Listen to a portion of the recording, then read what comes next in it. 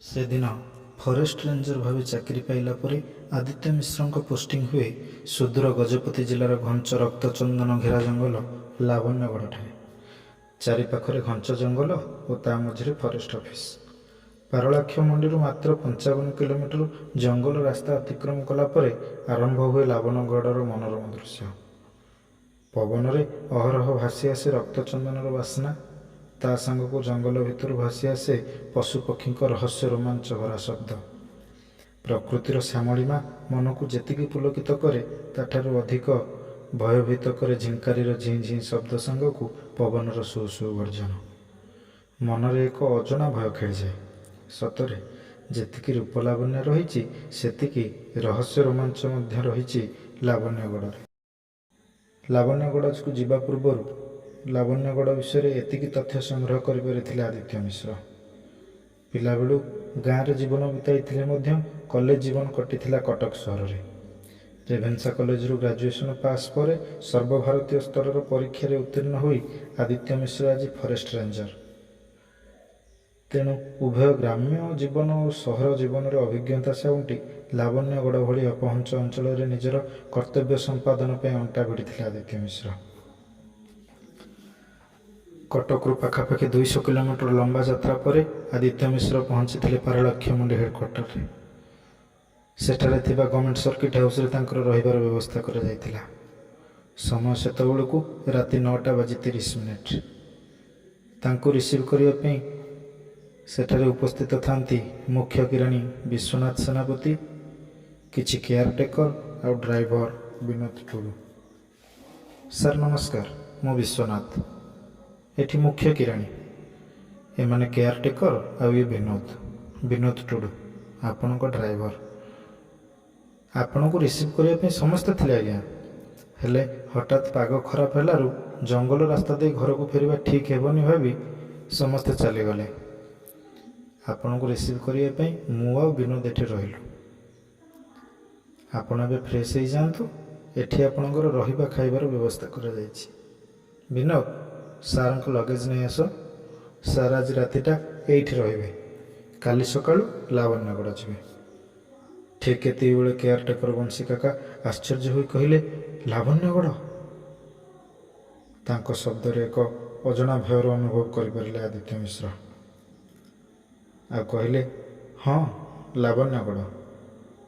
कौन है कि काका, चमकी पड़िल जे? विश्वनाथ, ना ना से किछि न आज्ञा। बंशी काका, तुमे बुढ़ाटे हेलनी, तुम मुंडरे टिके बुद्धि नहीं। सार एते बाटरू आसिलेनी, जाओ जाओ खाइबा पीबार व्यवस्था कर। हाँ हाँ आज्ञा, जाउछि। एति कही बंशी काका सेठारु चलीगले। रात्रि भोजन सारी शोइबाकू जिबा बेलकू लाइन कटिगला। जंगलिया जगह, वर्षार बेग धीरे धीरे बढ़िया सह ताल दे पवन भी बढ़ी चली। सांग को बिजुली घड़घड़ी और लावण्यगढ़ कथा शुणी बंशी काका रिएक्शन कथा भावी एक अजना भयर इतस्तत हो पड़े आदित्य बाबू। एतिक बेले बाहर कहार पाद शब्द शुणिले आदित्य बाबू। किए किए सेठी पचार छुआ किए? आज्ञा आज्ञा बंशी, बंशी आज्ञा। एतिक बेले लाइन आसला। आदित्य बाबू, तुम्हें किछि न कही एमती आसुछ जे मु डरीगली। बंशी काका, आज्ञा आपण पानी बोतलटा आनी। आदित्य बाबू, टेबुल उपर रखिदि। पानी बोतल रखी सारी बंशी काका चली जाउथिले। ठीक एति बेले पछरु डाकिला आदित्य बाबू, टिके शुणीजिव बंशी काका। अच्छा, लावण्यगढ़ कथा शुणी आपण एमती चमकी पड़िले कहीं? बंशी काका, ना ना से किछि न सर। आदित्य बाबू, सत कह काका, लावण्यगढ़ कथा शुणी आपण चमकी पड़िले कहीं? ता छड़ा काली राति तो मत से रहिबार अछि। आपण किछि जानिछन्ति जदि कहंतु ना। बंशी काका, किछि नहीं जे बाबू, किंतु आज को 30 वर्ष हम मुझे चाकरी करिछि।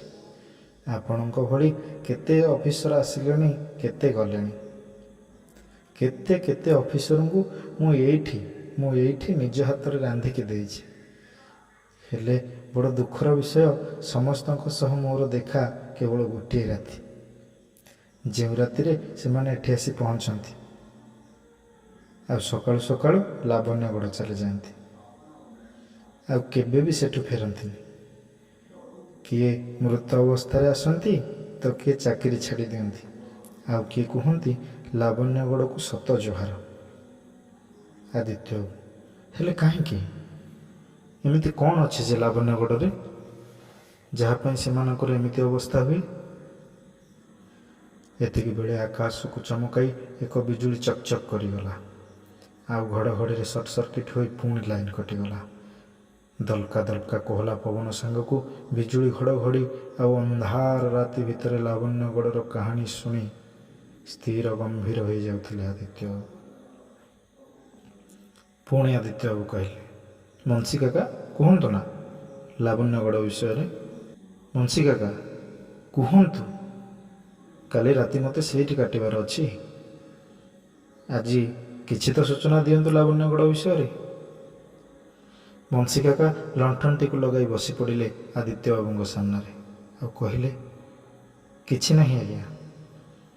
ଲୋକେ କୁହନ୍ତି ସେଠି କାଳେ ଶେଫାଳିର ଅତୃପ୍ତ ଆତ୍ମା ଉତ୍ପାତ କରେ, ଆଉ ତା ଇଲାକାରେ ସେ କାହାକୁ ପୁରେଇ ଦିଏନି। ସେଠିକୁ ଯିଏ ଯାଏ ତା ଜୀବନରେ ସେ ଥରେ ମାତ୍ର ଲାବଣ୍ୟଗଡ଼ରେ ପହଞ୍ଚେ ଆଉ ସେଠୁ ଫେରିବା ଅସମ୍ଭବ ହୋଇଯାଏ। ଆଦିତ୍ୟ ବାବୁ, କିଏ ସେ ଶେଫାଳି? କ'ଣ ତା ଉଦ୍ଦେଶ୍ୟ? ସେ କାହିଁକି ଏମିତି କରେ କୁହନ୍ତୁ ନା।